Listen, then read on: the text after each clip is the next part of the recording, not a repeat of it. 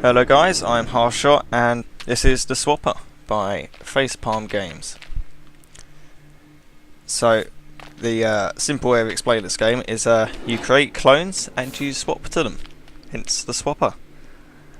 And you basically complete puzzles by creating clones yourself, swapping to them, putting your feet on various buttons and collecting things known as mysterious orbs, as I call them, but they're not actually called that. I'm not going to try and pronounce what they're actually called.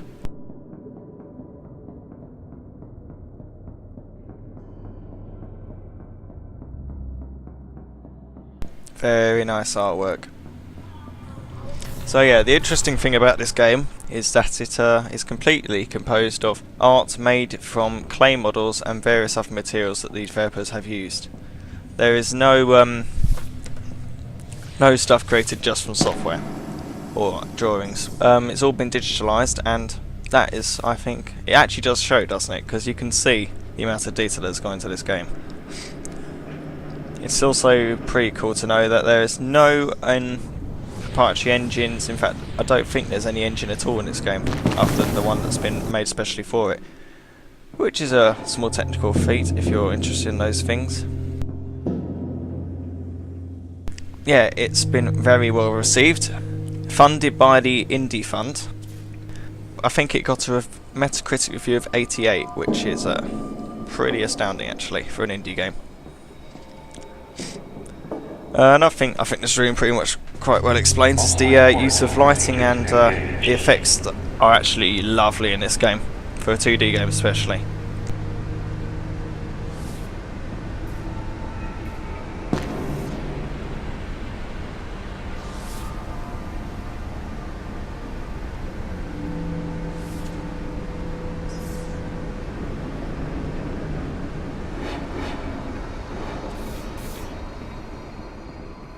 So the blue light you see here is basically you can't create clones in it, you can only shoot your ray gun for it, and the red signifies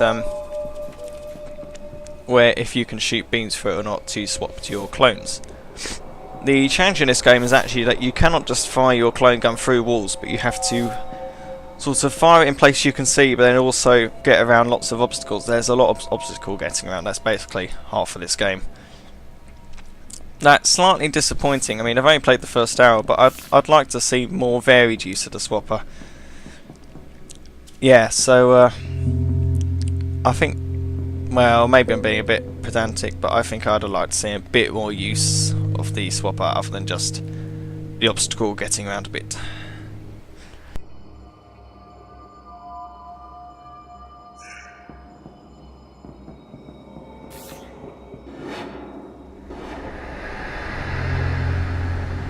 Quarantine disengaged.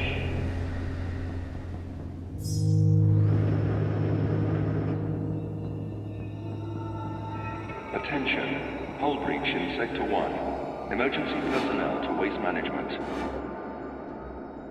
These are the magical rocks which talk to you, and they are called, quotes, the Watchers. Basically, I think they narrate the story because your character is of the same mind of Portal that it cannot speak, for it is mute, or has a mask on and doesn't want to.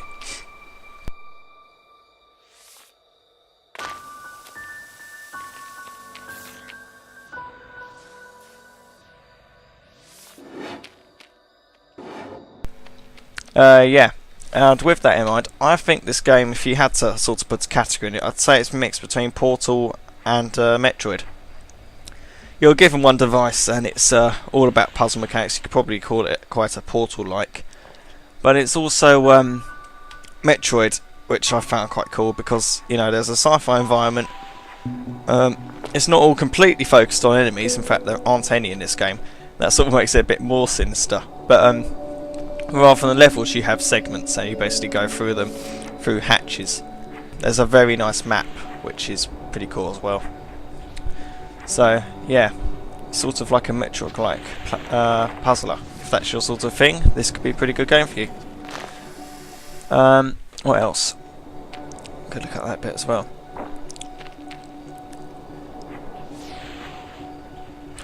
Yeah, the other things I thought the soundtrack was okay. I mean, it's not groundbreaking. It's a bit sort of just quiet for me, really. I thought they could have done a bit more of it, but it's alright. You're not going to be listening to it on your MP3 player or anything like that, but it's alright. It's got atmosphere to it.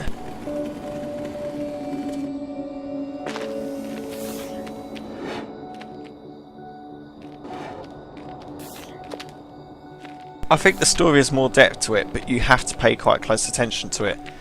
Of course, there's a very minimal amount of voice acting, especially at the start of the game. I think later on they ramped that up and actually had. I think at the end of this video you'll see a moving character for the first time, other than just the voiceovers. But yeah, it's not going to be an action-packed game, but I think it's something that is sort of enjoyable. It's I've neglected to play this game. Until I did this cast, I hadn't even touched it. I think it's on the Humble Bundle. You had to double check. It's definitely on Steam. If you find it for under £10, I'd say it's worth it. There's a solid amount of gameplay in this.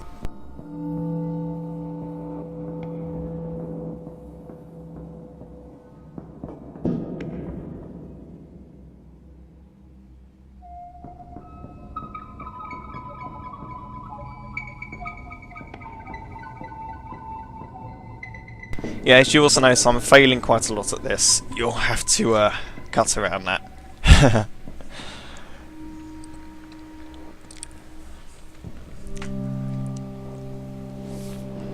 There is no difficulty modifier in this game as far as I know, so you'll have to just try and do your best. I mean, it's not really one of those games you could just look up a guide for either. But I think it's one of those games where if you play it, you'll feel smart just for playing it. I think it's got that sort of Valve genius to it.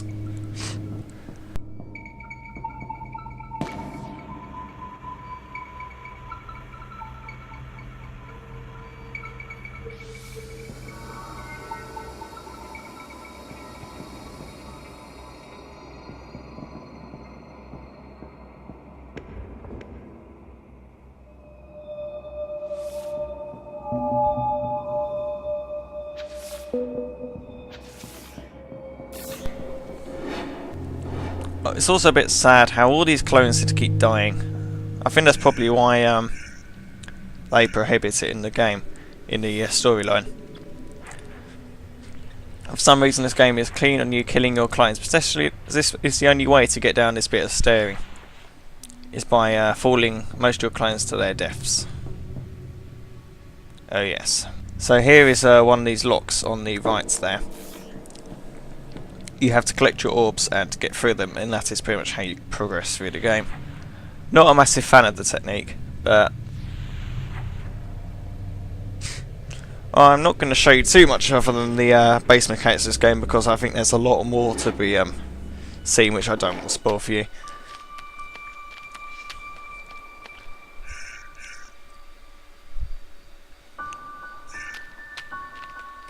I should probably leave the commentary here, and I'll leave you to watch the rest of the gameplay.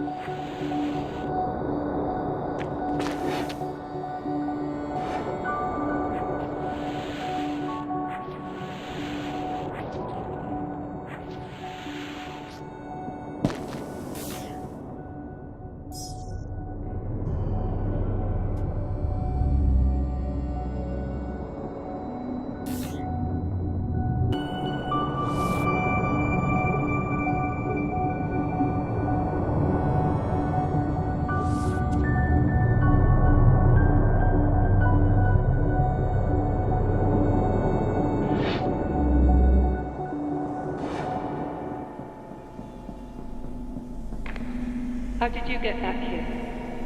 Why are you following me? Look, it's too late now to apologize. Just let me go.